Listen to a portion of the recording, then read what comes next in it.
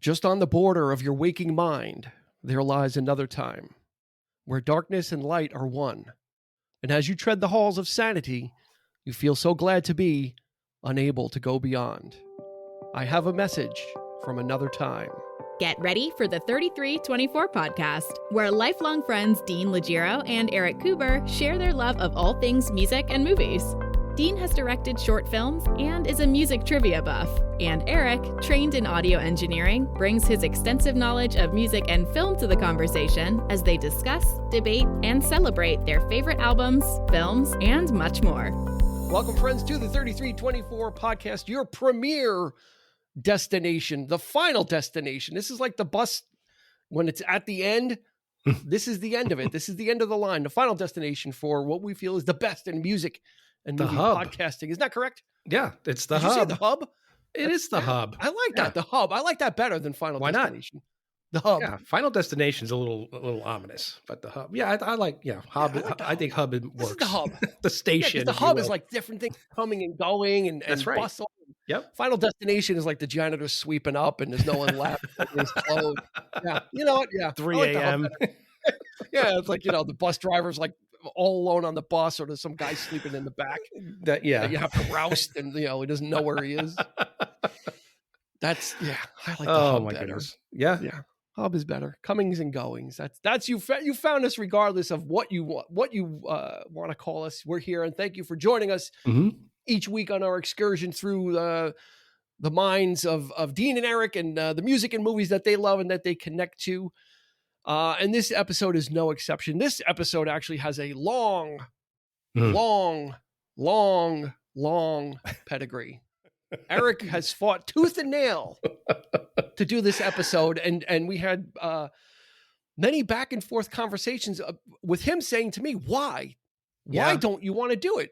You're the guy that loves this album. Why don't you want to do the episode? And this was early on. This was even before we even released an episode, when we were kind of practicing, we were practicing and doing dry runs and kind of talking about what the podcast would be and what did we want to talk about, and, big, and Eric was definitely about the big splash. Eric wanted to come out of the gate in Tusk and, ELO time. He was just throwing lefts and rights and roundhouses. I mean, he was going for the KO. And I'm like, no, Tusk, no, not yet. ELO, no. And he's like, why?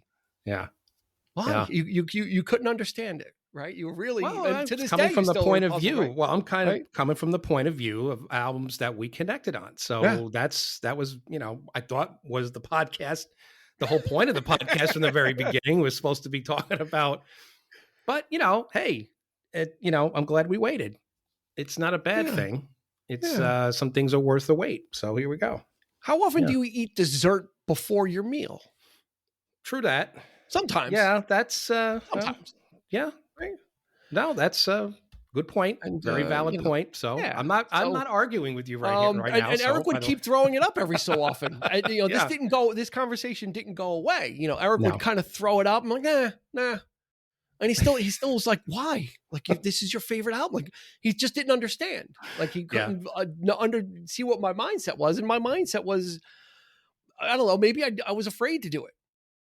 Maybe I was afraid to talk about this album, perhaps. Okay. Well, that's interesting.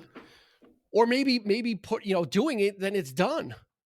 Mm-hmm. And it's like, okay, well, we did it. Yeah, that could be too. So there was a lot of different conflicting things, and maybe a little bit about that once I share this, then everybody knows.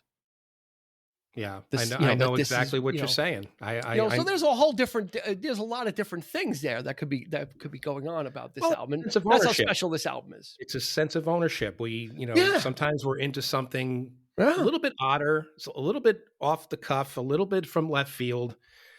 That you're right. We don't want to share because it's like it sits very nicely in our back pockets, and we're like we got that to go to, our own little corner to go to every once in a while when things are too popular or too a certain group or certain things that are just everybody loves, and I totally understand it.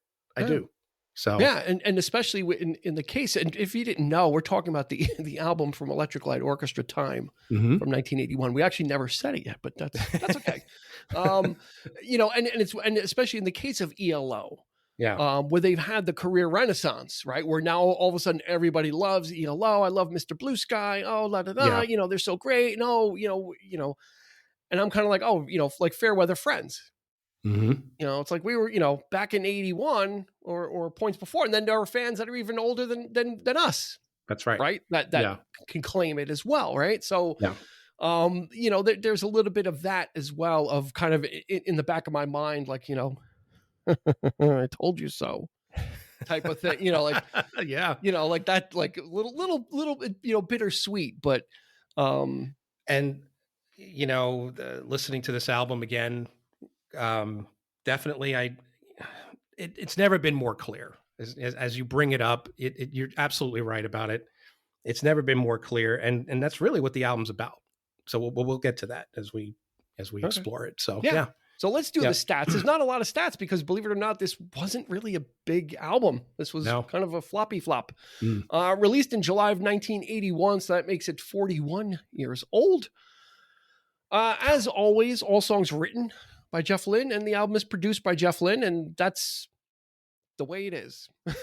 That's the way it is. So that's Jeff the way, Lynne the way, is the way ELO. life's meant to. It's the way life's meant to be. If you didn't know that by now, and we're gonna forego the bell, so you're gonna get one bell because otherwise we'll be doing the bell all night. Well, what's the point? We're talking about it. Yeah, but just let people know that this is the subject tonight. Yes, so this is it. So there's only one. That was the bell ring you're gonna get. All right. Yeah. Not to beat it into the ground. There was 4 singles released from this album. Hold On Tight, which hit number 10. It was a top 10 single, believe it or not. Twilight hit number 38. Ticket to the Moon didn't chart or was not a US release, maybe UK perhaps. Yeah. Rain is Falling, just outside the top 100, hit a number 101. It's called the Bubbling Under chart because it didn't crack the top 100. The Way Life's Meant to Be was the 4th single, and that didn't chart either in the US. So again, and this sold an anemic 500,000 copies. Didn't even go platinum. I don't even remember none of those songs except for Hold On Tight being played on the radio. I've never heard. Maybe Twilight I may have heard once or twice, but not to the degree of Hold On Tight. And even Hold On Tight for top 10, I don't recall hearing it all that much. But and then 500,000 copies, not a lot. Didn't even go platinum. Oof. You know, and their album before, their album before this was Xanadu. It was the soundtrack to Xanadu. They had one side, you know, Olivia Newton-John had one half of the album and ELO had the other half of the album. Their last album proper was Discovery from 1979. That went 1 times platinum, so that sold 1 million copies. This one went 500,000, and their 2 albums after this would only sink further. You know, it was kind of you know, there was you know, the music in the 80s was in a transitional phase, and ELO was in a transitional phase. It's just that their transitional phase didn't match what was happening at the time, even though on this album they were the forerunners of what was going to be happening, because we just did an episode about Abacab Genesis from 1981, decidedly different sounding. You know, when we talk about 80s music, we talk about the synthesizers and Flock of Seagulls, Iran, that kind of stuff. That didn't really hit till like 83, 84 is really when you saw that shift. So before that, it was still kind of some 70s vestiges, you know. But in 1981, you know, Jeff Lynne kind of he jettisons the string section, you know, for the most part. You know, that classic ELO sound is gone. It is it is locked away in the 70s, like that whole big bombastic orchestral lush ELO sound that people, you know, that you associated with Mr. Blue Sky. That this is decidedly not that. Right. Very electronic. This album, ironically, is saying this is what the 80s is going to sound like. You know, that's Jeff Lynne really being, I guess the album is that self-aware. It's like, he's actually hitting it right on the nose as a concept. You know, this is how I think the 80s is going to sound, and using all the tools of the day. I think there were a few artists probably in Europe that he had been listening to at the time, maybe OMD, I think Gary Newman, playing with synthesizers, of course, Brian Eno, you know, people of that ilk. Yeah, it was still there. It was there, but it was still underground. But it wasn't really used in a pop sense yet. Mm-hmm. But he totally wrote this album. The entire concept of it, sonically speaking, is just that. And it hits it right on the head. This is the 80s. This is what it's going to sound like. And it's, I don't know, somewhat, I guess, in a sense, a little bit prophetic, you know? Yeah, I mean, musically. I remember at the time, and the album is called Time, oddly enough. Yeah. And at the time, it sounded very busy, and it sounded like, oh my God, what is going on? There's just so much stuff going on to digest, because, you know, older ELO was orchestral. So you can kind of pick out there's rock elements and then there's orchestral elements. Yeah. Now you've got pop songs, but with all this other like chirps and beeps and things that are going on that you need to kind of keep track of it. And he does that's the great thing about this album and Secret Messages, is they're very similar, but because they all have this stuff going on, but it all makes sense. It kind of, you know, everything fits, just like he would make the orchestral stuff fit his whatever he was doing in the 70s. This new ELO, he's almost replacing it in a sense. Like, the lushness is still there, but it's not strings. It's technology, it's synthesizers. It's very much so. And this would be their the ELO's second concept album. Mm-hmm. Their first one was El Dorado, about a dreamer, a guy who dreams and is taken to a faraway place in his mind. This is about a person being transported into the future, way forward into the future. He wakes up one day and he's all of a sudden not in the land that he knew. He's in the same place, but none of the people are there and none of the things are there. But so it's what is it like to be in the future, but without the people you know and love? You know, we all think, oh, it'd be great to go to the future, but you know, in this album, that's the centerpiece, is going to the future, but he's yearning for what is left behind. He's yearning for the person that he loves, and you know, where and how can is it possible to contact her? And you know, things are different. You know, everything kind of looks similar, but it's not the same. And how he wishes he could go back. Yeah. Probably, you know, Jeff Lynne is at his lyrical best, because he's not known for deep lyrics. He's known for lyrics that serve the song. So when he's making, you know, doing a concept album, he's really kind of focusing in. And when you listen, these songs don't particularly tell a story. They're more about things that happen or feelings as a result of living in the future. So it's not a story of I'm doing this, I'm doing that, you know. It's more I'm here, I'm looking back, you know, at what used to be and missing someone and that kind of stuff. Yeah, it conceptually, I think it kind of, it almost like he hits a brick wall, because basically every song is just about him talking about the past and wanting to get back there. There really isn't any resolution to this story. But I realized as I was listening to it that he created somewhat of a paradox, in my opinion. I think the album kind of talks about looking ahead into the future, but then looking back on it. And I think what it's really saying for me, the message of the album is cherish the past, but don't lament it. It's, you know, because you end up nothing with heartbreak by doing so. Like, because time's going to march on no matter what. So even if he does make it back, this character, it's not going to be the same, you know. And I think that's the meaning of what the interpretation I take. Yeah, and I think the final two songs kind of touch on that. The final two songs are 21st Century Man and Hold On Tight. Yeah, where he's resigned. He's a 21st century man now. There's no going back. He's, you know, one of the lyrics, you stepped out of a dream believing everything was gone. You know, if you can return with what you've learned, they'll kiss the ground you walked upon, because you're a futuristic man if you can go back, but you're now a 21st century man. And then hold on tight to your dreams, you know, because you're stuck here. You're not going to be able to go back. So it's kind of, you know, there's a lot there, a lot of interesting concepts that Jeff Lynne toys with, and he couches it in a lot of. This is his most vocally diverse recording as well.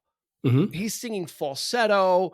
There's a lot of different kind of vocal techniques that he uses that you don't hear before and you don't really hear after, which is one of the reasons why I love this album so much, because he's just in it. He's in a different voice for many of these different songs, not because he's playing different characters. It's just the songs are just so different and the sound of ELO is so different that he's kind of changing how he presents it. This isn't like the do you kind of gruff voice. It's, some of the stuff is gentler, and some of it is harder when it needs to be like, is this the way life's meant to be? But, I think about From the End of the World, which is almost like a breathy falsetto. Yeah, it's like a decidedly higher register. Yeah. And I think the attempt was made consciously, I think at the time he was saying that he wanted to sound like John Lennon, or kind of evoke the Beatlesque. And there are, like 21st Century Man, certainly. I think that is legitimately him, trying to write A Day in the Life right there. I mean, I got Fool on the Hill from that too. Okay, that very solitary kind of Yeah. vocal, like Paul McCartney-ish, Right. Mm-hmm. Day After Day, Alone on the Hill, and 21st Century Man has like the same kind of lyrical content. Mm-hmm. Penny in your pocket, suitcase in your hand. I was kind of, there's a lot there. I even now on this listen, I hear shades of Roy Orbison in some of the songs. I've always heard Jerry Lee Lewis and Hold On Tight. It always, even from the first time I heard it, there's a little bit of that Jerry Lee Lewis kind of stuff. There's rockabilly on this album, but it's got electronic backing. And he's also using a lot more vocoder on this record, and just sort of like more effects driven, like to really push those vocals in a different way, too. So it was different. And I remember when we were waiting for the album to come out. Me too. We were talking about it, and of course we didn't have anything back in the day. Me, you, and Glenn. Yeah. I remember our friend Glenn, and we were talking about like, what's it going to be like? Because, we found out that, Dean and I were big ELO fans. I had, we had met, but we were already both fans. Dean more so. I came to find out he was the ELO guru, so, but this was the album that, this was a brand new effort that we, as friends, we were getting to know each other more. And then we were anticipating the brand new record. Yeah, we could gather around it. And we were, obviously we didn't have the internet or anything, so we couldn't find out anything about the making of it, but we would read, and I think it was Cream magazine or even Rolling Stone. Like information came from three places: Hit That's Parade, right. Cream, or Rolling Stone magazine. Yeah. Those were the only three places that you got pretty much like real music news, information, and you had to scour, you had to read every little blurb or thing just to kind of catch a line or two about something, like, oh, ELO working on a new album. Like it might be in a news line with a whole bunch of other little quotes, and you had to like really kind of dig through this stuff. And this was what your little nugget you're looking for. And don't forget, this was pre MTV too. So we're right on the cusp of that, of all of that stuff coming in.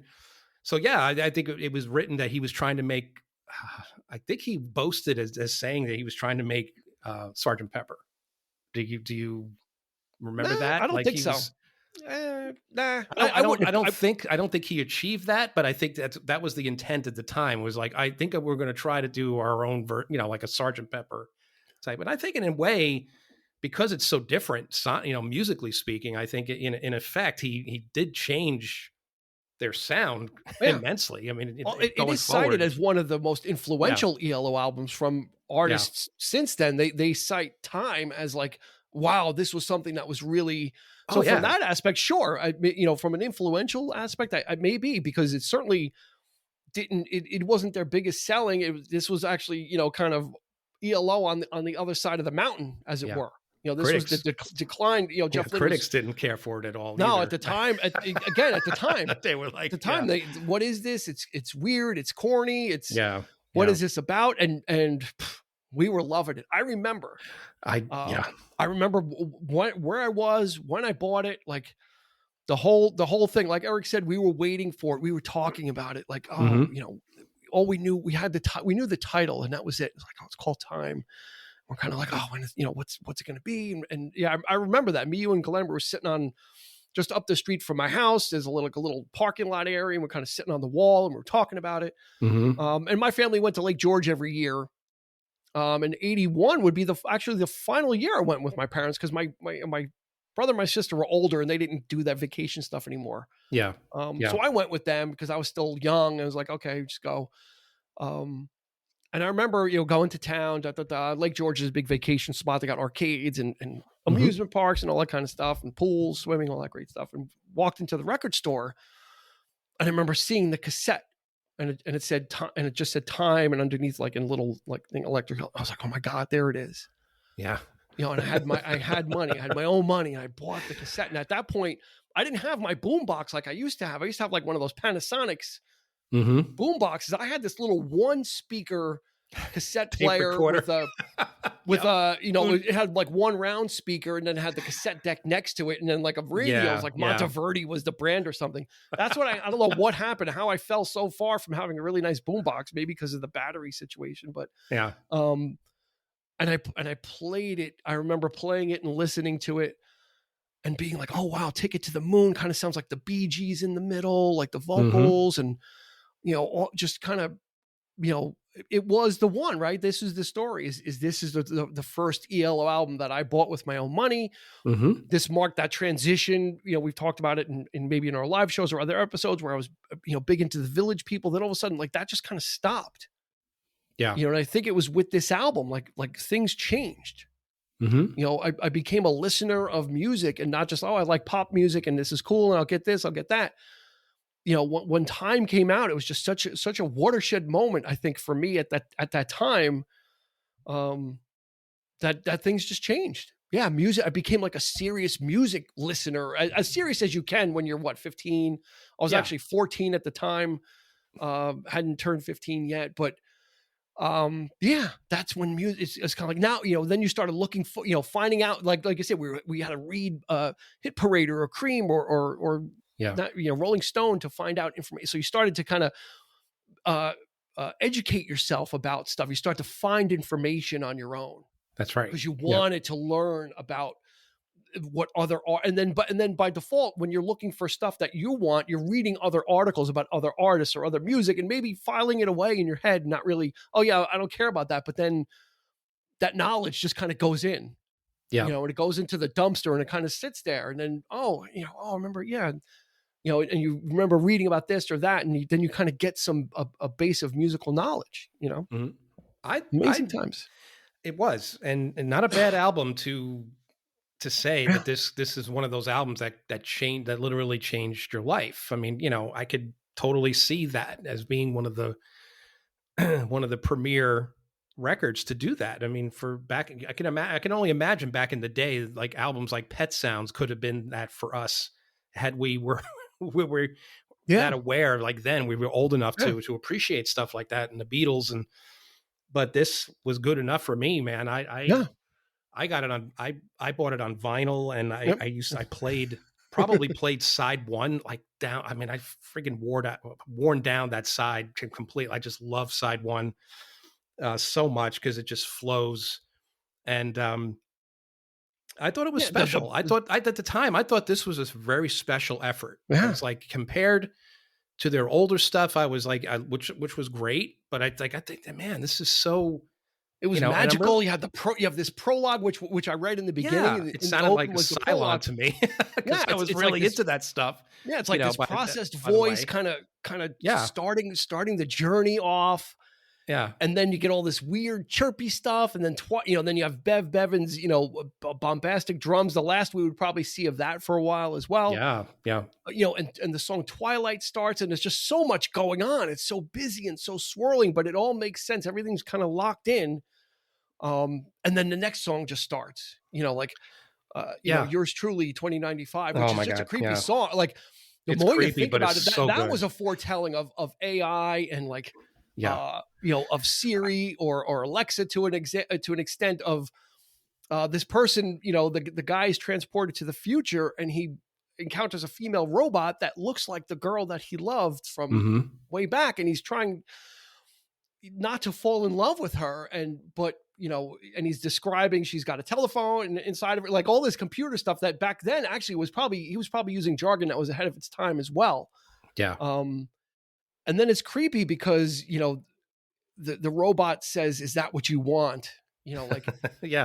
like No. it's a robot. Can Like I I'll do whatever be you want, but it's kind of almost like sentient. Like, is that what you want? Can I be the replacement? Can I be Yeah. her for you? And I mean, all those themes are, but in a weird way. The way she says it is like, is that I what love you that want? shit anyway, like, man. Look at me. You hear me talk about this stuff all the time. I'm such a geek for sci-fi, specific movies, specific, this album hit it right on the head there. And it was just like, this could be the soundtrack for something, like I want to see this movie. I want to see, someone wrote a novel based on this actually a couple of years ago. Yeah, that's right.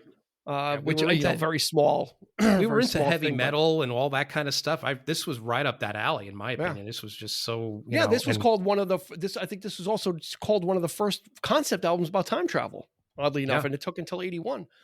And then the following song, back then, I'm going to read you this lyric. Back then, it was very corny, but tell me how you feel about it now, right? This is the opening to the song Ticket to the Moon. Okay. And here's the lyric. Remember the good old 1980s when things were so uncomplicated. I wish I could go back there again and everything could be the same. Mm-hmm. Yeah.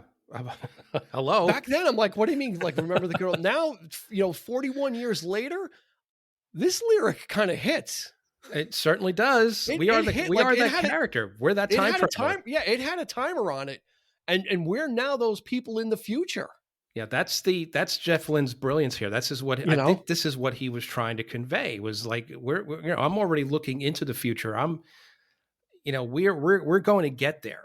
And we're going to look back on this, not necessarily maybe this album, but like we're going to look back on these times and things, and and that hits. Hello, it's so this album has taken on that.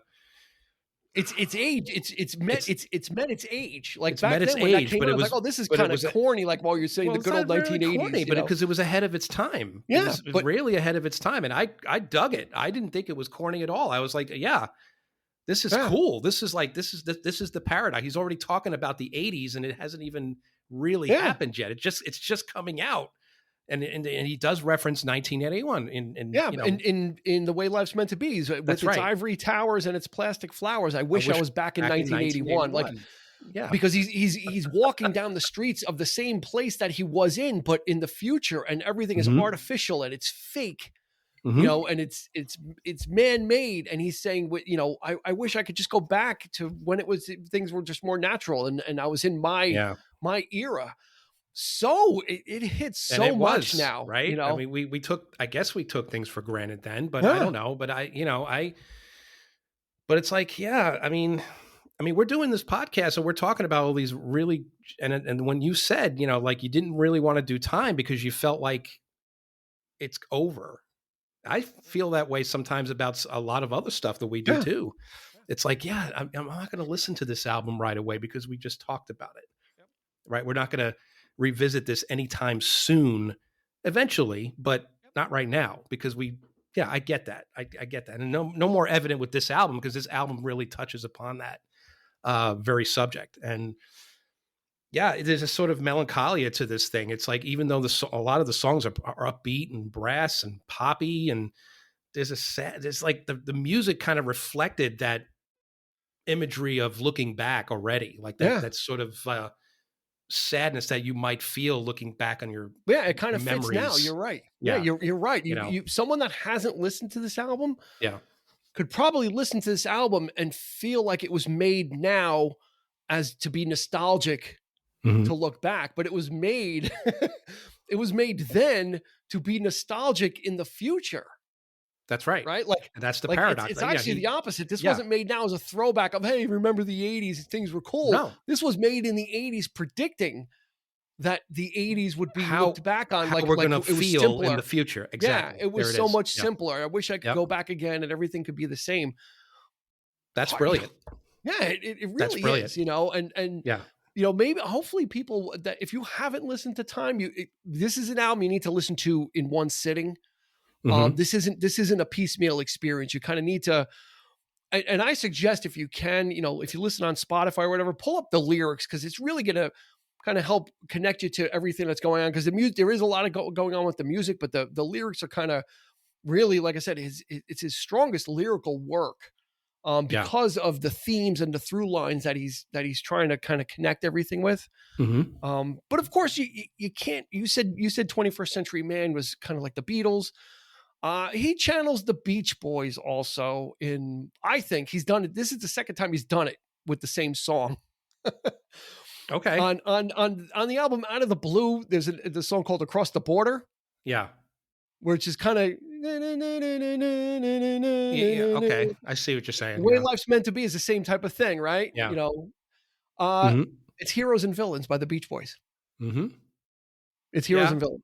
It is. It's Heroes and Villains by the Beach Boys. And the funny thing is I got into ELO way before the Beach Boys, so I probably had heard Heroes and Villains, not really knowing it. Yeah. But then after I got into the Beach Boys and really were listening to Heroes and Villains and Smile and all that kind of stuff, I'm like, wait, this kind of sounds. I'm like tapping my fingers. I'm like, something sounds familiar here. And it was, On the Border from Out of the Blue and The Way Life's Meant to Be are absolute kind of adaptations of that lyrical or that melodic way that the lyrics are sung. It absolutely has a hand. And the chord structure is good. The phrasing.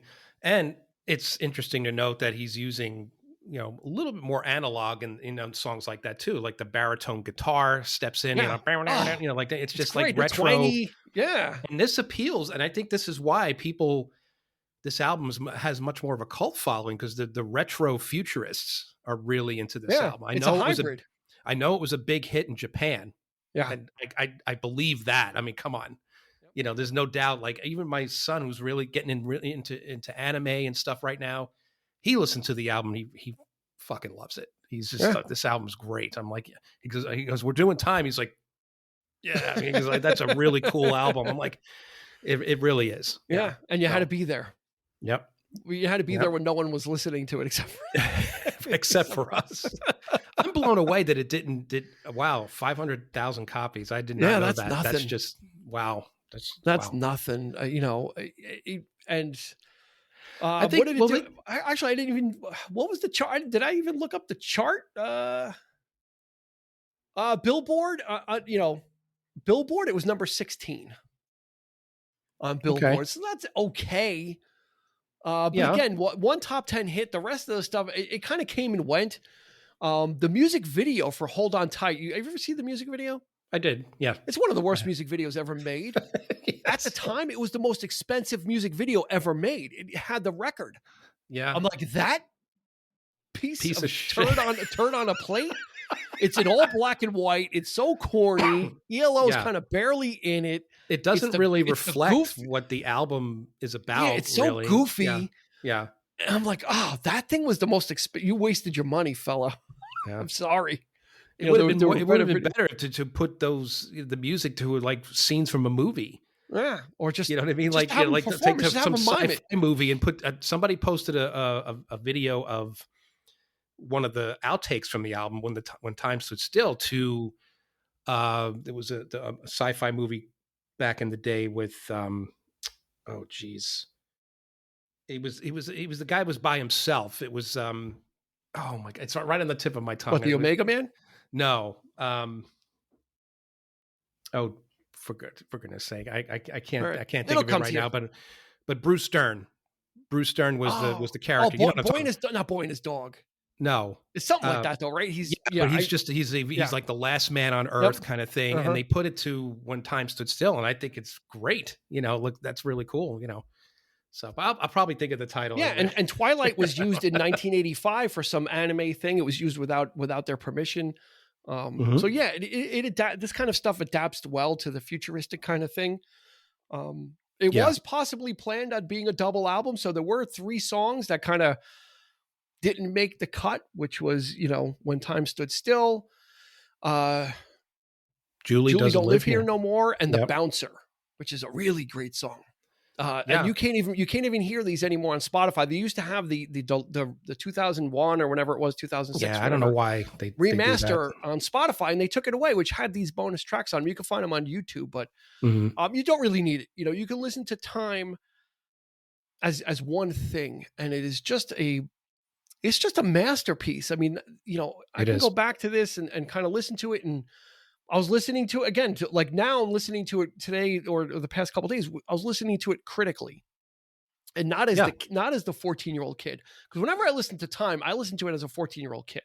Like nothing, when I listen to it, nothing has changed. I listen to it with those ears. And now I'm like, well, I need to listen to this now, like to talk about it. The only talking I ever do about Time is in my head. And now I'm listening to it and I'm okay. Like, and that's when I'm hearing these other things like the song, The Lights Go Down. Yeah. I'm hearing Roy Orbison now.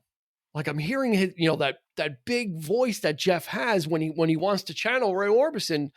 It's there on The Lights Go Down. Yeah, those little things that we've discovered over the years. You're always finding out something new about your favorite artists, and now, when you go back and listen, you're most certainly you start absolutely right. Yeah.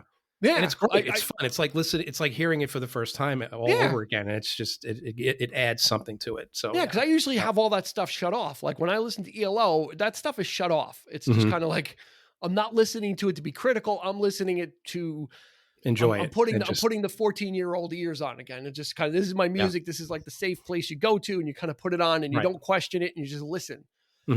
But now listening to it, I'm like, I'm consciously like, okay, I'm listening to this stuff and what am I hearing? And what is somebody else going to get? Why would somebody else want to listen to this?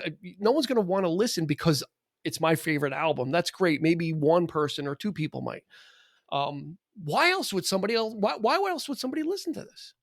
Yeah, well, because it's not classic ELO either. So you can't say, well, if you like Living Thing, you're going to love Time because it doesn't equate.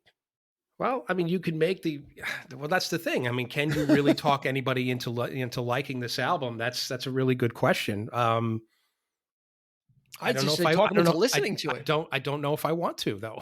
It's like you say, if you don't want it, the hell with you. No, in the beginning, you you pointed out, it's like it's ours, So sometimes you just feel like, well, maybe I don't want to refer this to somebody, or because they may not get it. And somebody could listen to this album and think, oh, this is borderline really cheesy on the one hand. And I could see that. Sure. Because of just the brashness of what it's about. And, some people just aren't into that. They're not into that it's too noisy and there's too much going on. They're just not into the sci-fi thing or the whole like electronic thing or whatever it may be. But if you are a fan of that stuff, I would urge you to check it out and to really dig in and just understand what he was trying to convey there. And I don't know. It's definitely the whole album for me is an like earworm in a very good way though. It's like it's just from beginning to end it brings back memories that I had already. Like it's weird because I would listen to this album and it's like, those things are already, I'm already thinking back to something that didn't exist yet. Like, like I'm thinking about like, what am I thinking about right now? What am I remembering? Because this music is so lush and it evokes dreams. It's like dreams, like a dreamscape type of like sound. What exactly am I thinking about? Am I thinking about my childhood? Because I'm only 15 at this point. Yeah. So why does this album sound so already? It sounds so like reflective and so like in that zone. And that's the beauty of music. That's what the power of this kind of thing does for you. Like that, and knowing what to do with it. Like in Ticket to the Moon, there's that little bit, that little interlude in the middle, that really quiet moment that with the little bass line, you know what I'm talking about? It's like who writes stuff like that, man? That's composition. That's not just songwriting, that is composing. It's like you're composing a score there for something, and it's like evoking that feeling, and it's those little moments that are just so brilliant on it. And it's just, and you know what, that's one of the things, and you make a really good point, because I thought about this earlier. That's why he's able to pull this off. That's why it doesn't sound like 80s music. Yeah. Because 80s music was kind of disposable. It was very glossy sounding. We beat that into the ground, but this was kind of foreshadowing that, but by someone who writes music.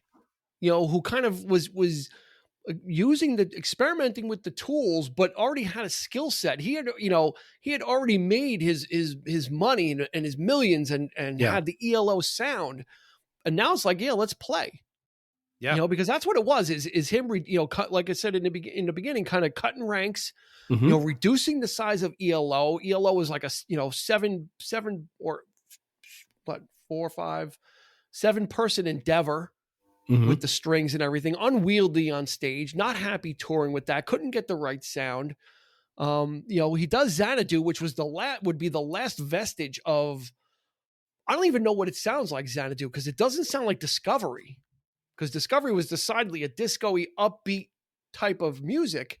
It's starting and then the stuff for Xanadu doesn't sound like Time at all, but it doesn't sound like Discovery either. It's kind of like a limbo thing, but it's great. I love that period.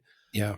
And then he kind of cuts away even more and says, now we're down to a 4-piece. We'll use Mick Kaminsky for violin just where we need him. But that whole orchestral thing is gone. There are some strings on this, but not sweet talking woman strings. Right. It's not evil woman cool strings. Orchestra. And like that, like you said, that has been replaced by chirps and beeps and swirls, but they still fit and they still occupy the same space that the strings would have. So he strips down ELO, but he doesn't strip down the sound.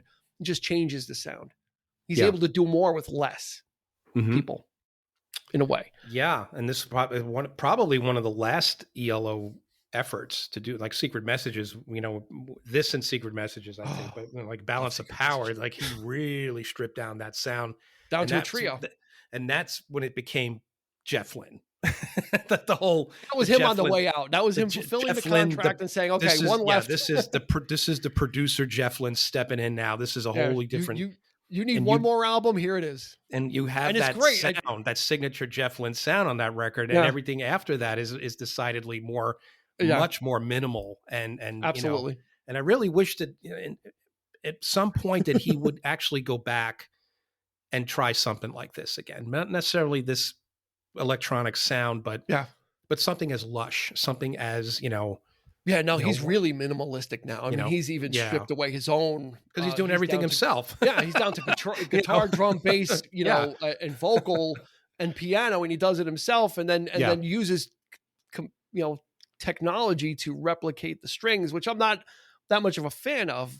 No. I like he's great at whatever he does, but this was kind of the beginning of him starting to kind of wind it down and kind of, all right, ELO are kind of done. Contract is winding up. Secret Messages was supposed to, the album after this was supposed to be a double album. And I think that would have finished the contract, and Epic or Sony was like, nah, make it one. And then he would, ELO would limp along, because that would be the last. Secret Messages would kind of be like Kelly Graucut's exit. He wasn't on that album all that much, actually. He was on it just a little. Most of it was Jeff Lynne. Yeah, that was his. Yeah. And by the time you get to Balance of Power, it's a trio. They may as well have been the Police. Right. I was going to say, like, Time could be the last, like, full-on band effort. Yeah. Because it still has that lushness to it. And and you still hear Kelly Graucut in Kelly Graucut. His great bass work on this album, like oh my goodness, from the end of the world. Yours truly. I mean, the guy is so he's we talked about it in our New World Record episode. We love Kelly Graucut, and he's just underutilized and so underappreciated. Yep. Yeah. It's a shame. You don't really hear him too much on here. He starts to get, like, vocally, he starts to get drowned. You start to hear the Jeff Lynne kind of replicate type thing. The higher vocals. And, And but harmonizing with himself as opposed to harmonizing with someone else, it's like, I could do it, it starts to be economical. It's like, nothing, like, probably no hard feelings. Like, I can just do this myself now. So why? And he's that person, and it's funny. I was thinking about this too. It's like, people seek out Jeff Lynne to, can you help me with this? Has he ever sought anybody out to help him? No. He doesn't say, I want to work with, can you help me with my thing? Can you come in and do this? Like, he is so self-contained and so self-assured, but the humblest guy you'd ever probably meet. Yeah. People seek him out, but he does not. I don't think it's for ego. I think he's just like, I'm happy doing it myself. I can do it myself. That's because he's making the music he wants to make. If he were doing something that was he was way in over his head about, like trying to recreate something. Yeah. He'd probably figure it out anyway. He probably would. He'd probably figure, do something, and yeah, time, it opened the 80s in a way that, like, I don't think people were ready for this yet. And that might've been the thing too. It must've been very jarring to hear Shine a Little Love, to hear Don't Bring Me Down, to hear the disco to hear thing All Over the World, to hear Xanadu, and then hear something like Twilight or Hold On Tight, which is very kind of, it sounds like them, but because that's what it became. And I don't think anybody really knew that at the time. And that's why, like, the critics, like, they didn't know what to make of it. What is this? This is ridiculous. This is ridiculous. But that's, a lot of the groups took it in that direction. I hear little snippets of, like, the way things are played, some of the keyboard. I hear it in Naked Eyes. I hear OMD. I do hear these synth pop bands, and not just, sound similar, but the same chord structures happening, the same sound sonically, like the way the synthesizers are, and the way, I hear that line in, like, Naked Eyes. I hear promises, where right after he says the line promise, and you hear that, and you hear that little keyboard going, like, I hear that in Yours Truly, 2095, that sound of that keyboard and the same chord. I'm like, so he's already doing it before it even became a thing. So as far as I'm concerned, this album was way ahead of its time. And only a scant few, even in the early 80s, Steve Winwood said, hey, this was an inspiration for me as well. He would have his career resurgence. He sounds nothing like ELO, but that doesn't mean he's not listening to that and being influenced by what could be or how these tools could be used, because he's a keyboard player extraordinaire, and again, not like his stuff sounds futuristic. Any of the stuff that he did for his comeback was nothing like that, but he did employ a lot of the tools of the day, more synth, and the feel, a little bit more. So those inspirations horns that sound that are replicated, on the like keyboard. Roll With It. But that was Roll With It by Steve Winwood. But everybody was doing it. And that's where my biggest critique of 80s music is, like, it's not the real stuff. Why do you want to emulate something like that when it's not for a specific reason or a purpose? It's just doing it because it's easier, or it's like just because you just want to play with the tools of the day. That was the thing. That was that was the flavor of the month. Flavor of the month. But it didn't translate well to me with rock music, especially. I think they were the biggest sort of outliers in that sense, because it just didn't go like that.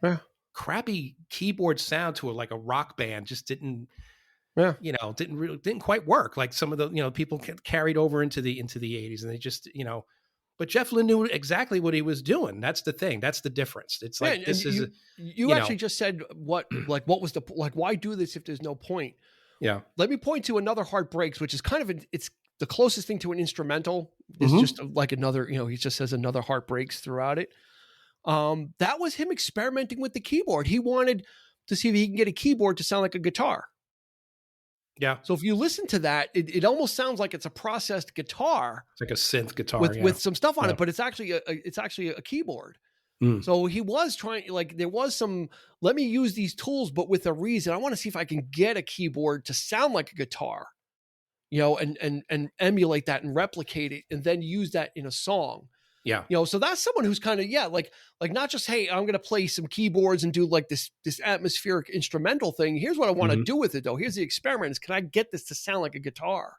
Yeah. While we're doing it. So I've got an instrumental in my head that I could do with the guitar, but let's see if I can use the toy and get it to sound close that you'd be, you wouldn't be sure what it was. So, you got to kind of, and because I've always wondered, like, why is that song on there? It's like kind of like, it's kind of instrumental. It's atmospheric. It closes out side one, which is great. Yeah. But like I said before, like it evokes those, like that sadness, that, that longing for memory, and it's just and then the other side, it opens with rain is falling on the other side, and you got this rainstorm coming in, and he's just so good at that stuff. Like, he's just so that's always the thing about ELO is And it's I still say it about his production, everything, like he makes things fit. Like, and even Paul McCartney said, he goes, all these little things are going on.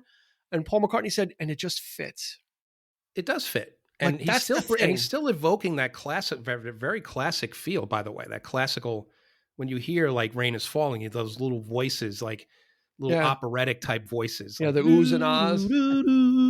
Like the rain, old man is snoring, the rain is falling.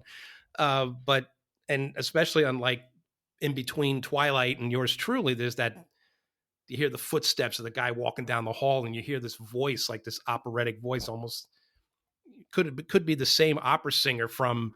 That's actually 21st Century Man backwards. Yeah.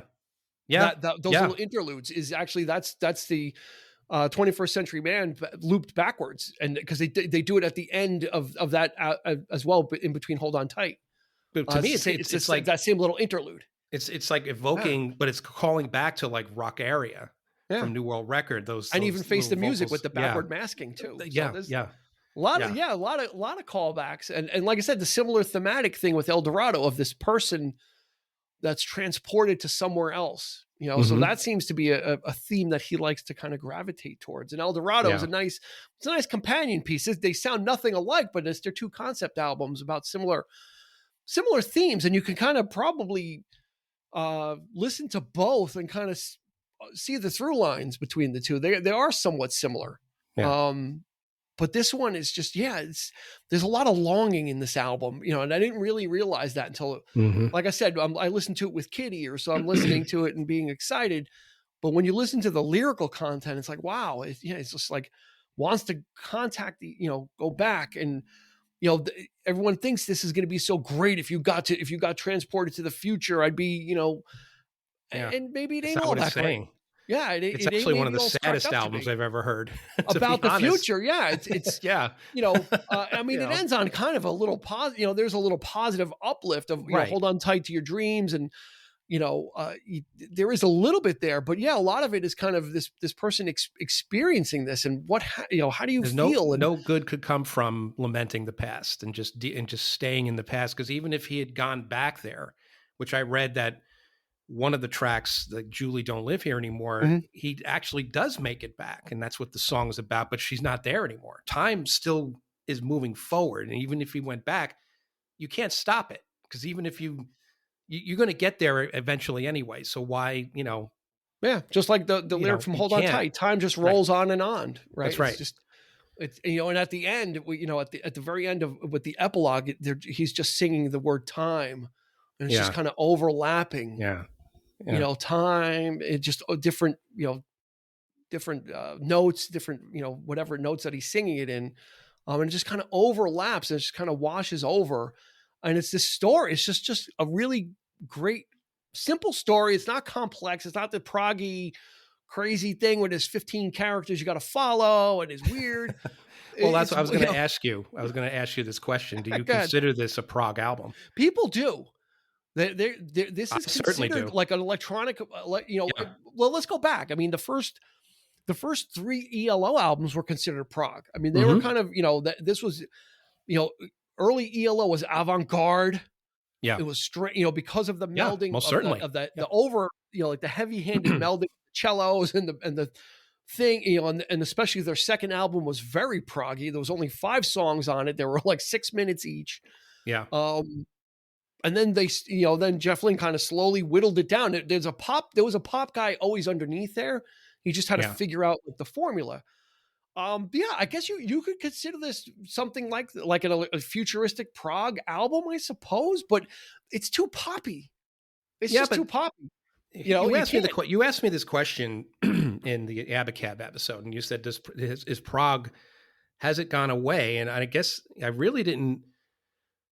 I guess I don't think I answered sustainable long term. I don't think I answered the question quite completely. I think it hasn't gone away, and I think prog to me suggests that it could be multiple genres within. Prog to me suggests that you're doing something more than just a simple thing, and you're not playing the same 4 chords or whatever. So anybody who does that, I could consider prog music.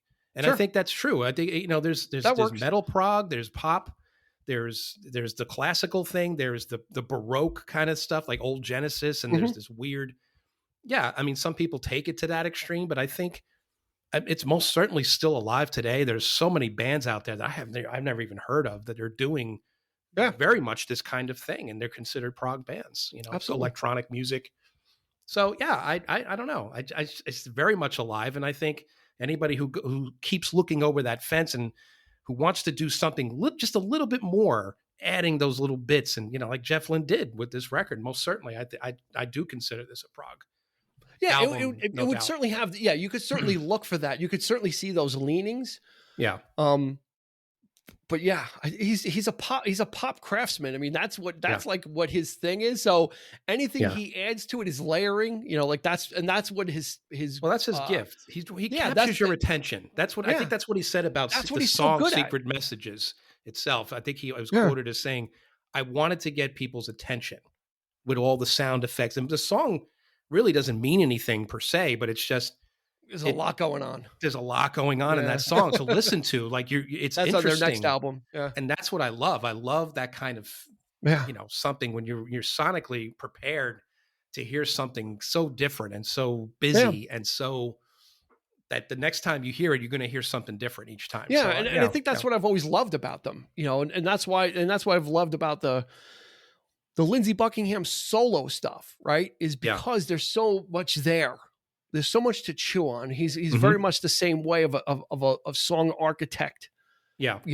And like I said, there are other song architects, but maybe they do it to lesser, some stuff does sound like gobbledygook, and it's just like, it gets to a level of droning where there's so much going on that you can't it's just simple noise. Yeah. Just noise that it grates on your nerves. But again, that's something that like 9 Inch Nails. I mean, that's, I kind of like that though, because I like the idea of this guy wanting to make me hate this music so much that it's likable in that way. It's reverse psychology.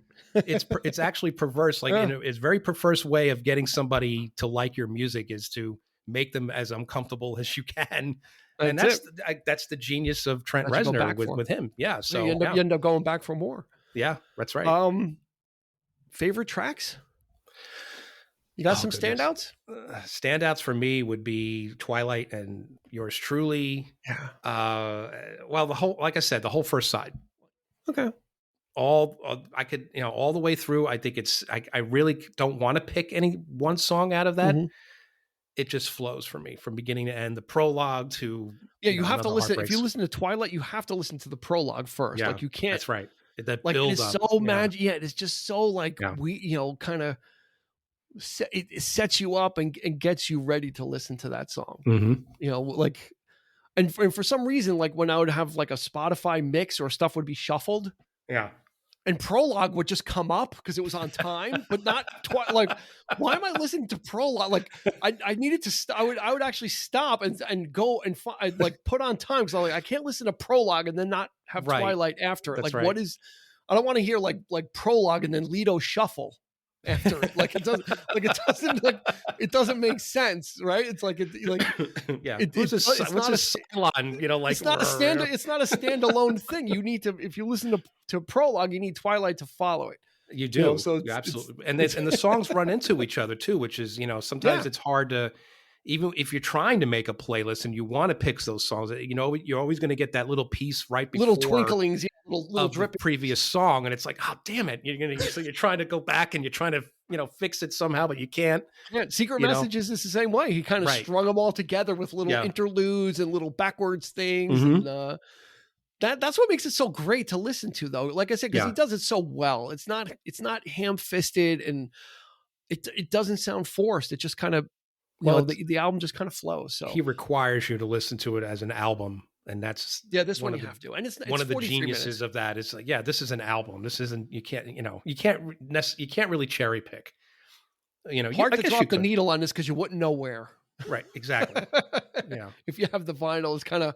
So what about you? They kind of go into each other. What's some of your favorites? I've really been digging the stuff on side 2 recently, like. Because I think that a lot of that stuff, like it's very easy to dive into side 1 and kind of, that's like the first part of the story. I I think a lot of the gems though, like I said, is like from the end of the world, Mm-hmm. the lights go down, just great. Like that guitar, like, Yeah. oh man, he's so, and his vocal on that one is just so, Yeah. so emotive on that. So, Yeah. like it's Jeff Lynne, like we've never heard him before, really. He really, and like Ticket to the Moon is like that too for me. Yeah. It's like his yeah. But like Yeah. I from the end of the world, I remember back in the day, I never really liked that song, but that song really grew on me over the years. It's got And the interlude in the middle, and that bass is just Kelly Grucka's going to town. Oh yeah. I mean, he's earned it. He wasn't getting paid a lot. He earned every dime. He didn't get a lot of money, but that dude earned it, man. He really was the secret weapon. And that bass is still prevalent on this. Like you said, on yours truly 2095 as well. I like that song just because it's so strange.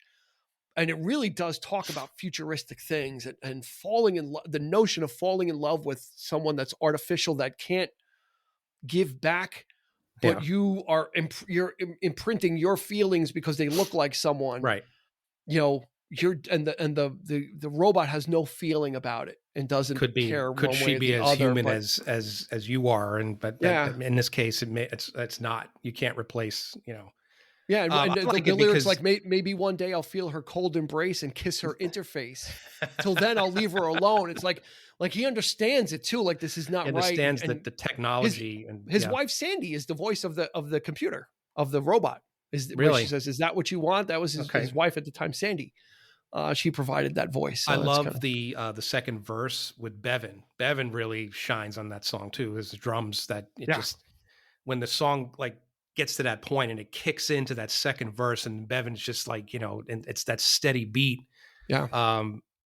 And then, when the strings kick in with those voices, those operatic voices, that's a beautiful, absolutely a little bit of classic ELO in there. You get a little throwback of classic ELO there. Sublime. There's some sprinklings of that. Yeah, sublime. Very much. There are some of those sprinklings. I say it's exquisite. Yeah. It really is. I mean, if you can listen to this with headphones on, so much the better.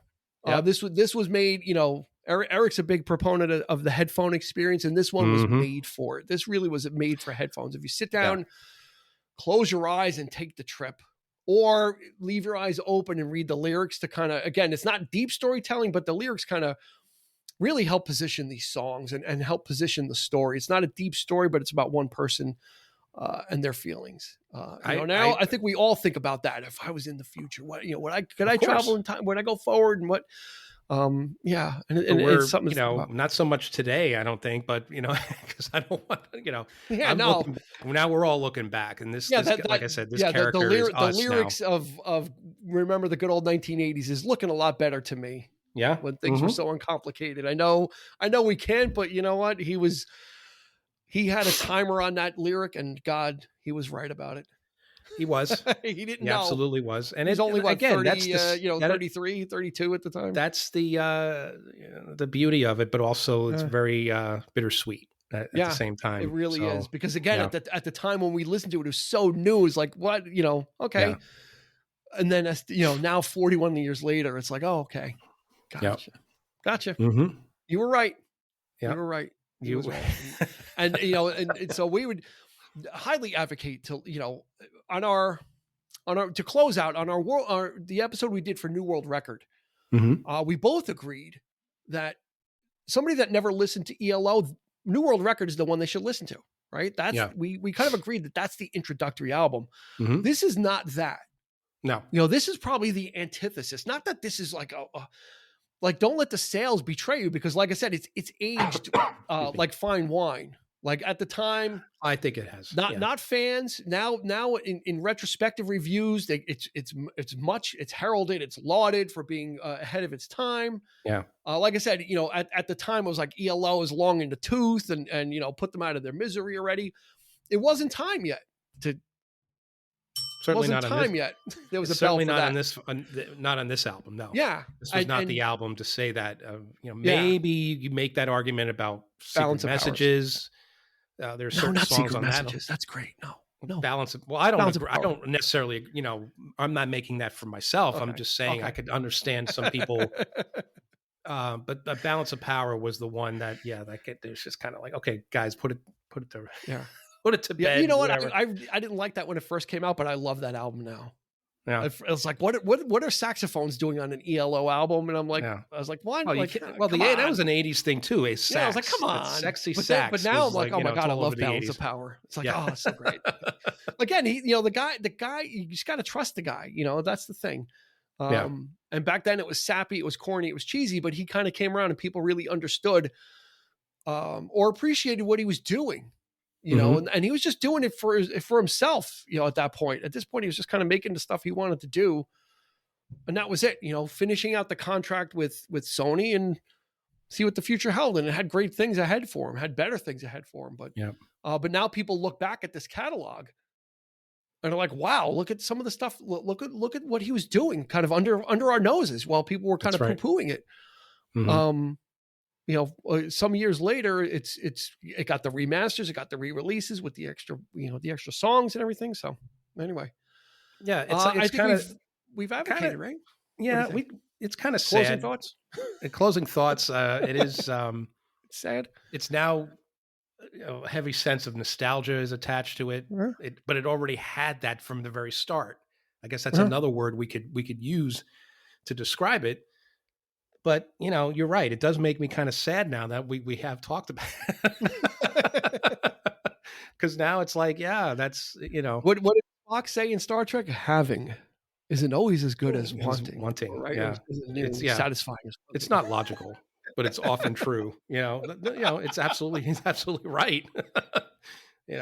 But you know what? Hopefully people will listen to it and check it out. It's not going to change it's not going to change your life. We were at a particular point in our lives where this stuff was there for us. It was the intersection, the perfect time. This is not for someone that's older now. It's not going to change your life. But I think if you appreciate music, you can kind of pick up on this little gem from a group that was known for something specific that kind of went and kind of flipped the script in the 80s before anybody else did, and did it better than what would come in the 3 years after.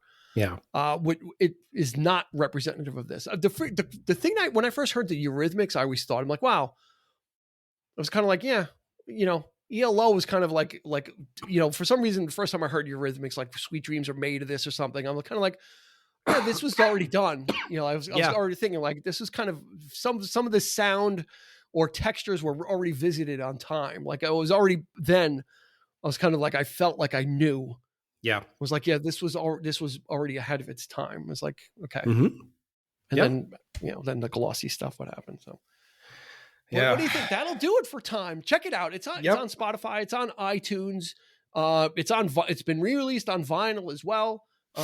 Check out the corny music video on on YouTube. My God, it's a horrible video. It is the worst, but go see it anyway as a curiosity. But check it out. And that's going to do it for this episode of the 3324 podcast. Check us out on Facebook, Instagram at 3324 podcast. Check us out on YouTube. Also, if you're watching on YouTube, go ahead and like and subscribe below. Leave a comment below as well. Let us know what you think about the album Time. Are we overblowing it? Is this too much bloviating, or did we pique your interest enough to check this out? Yeah, and if you have checked it out, let us know what some of your favorite tracks are. Yes, and how you please. feel about it. Right? Please do. Yep. So that's going to do it for this episode. For Eric, this has been Dean. We will see you on the flip side. You've been listening to the 3324 podcast with Dean Legiro and Eric Cooper. You can find us on your favorite podcast provider, so please like, subscribe, and rate to become a part of the 3324 family. Your feedback is important, so make sure to follow us on Instagram and Facebook at 3324 podcast and on Twitter at 3324p to join the conversation.